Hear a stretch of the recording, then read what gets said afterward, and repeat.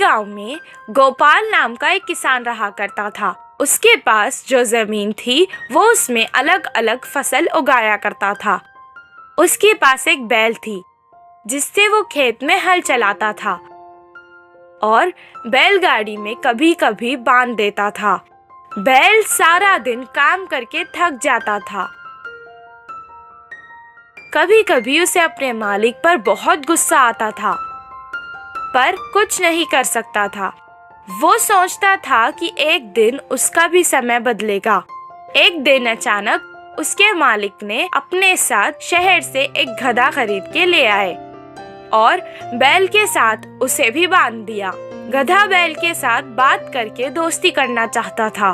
वो उससे कहने लगा, हमारे मालिक तुम्हें अच्छे से देखते हैं।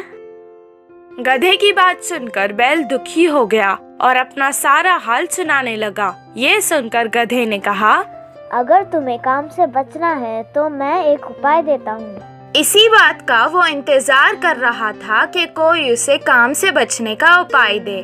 तुम खाना पीना छोड़ दो और बीमार होने का नाटक करो। इससे मालिक तुम्हें कोई काम नहीं देंगे। गधे की सलाह सुनकर अगले दिन से वो बैल वैसे ही करने लगा। ना खा रहा था, ना पी रहा था, ना ही खड़ सकने का नाटक कर रहा था। उसे बीमार देखकर किसान उसे छोड़कर अकेला ही खेत चला गया। वो वैसे ही सारा दिन तक बीमार होने का नाटक कर रहा था। 8 दिन बाद किसान ने उस तंदुरुस्त गधे को बैल की जगह अपने साथ खेत ले गया। जो काम वो बैल से करवाता था वो अब गधे से करवाने लगा। सारा दिन मेहनत करने के बाद गधा रात को थक जाता था।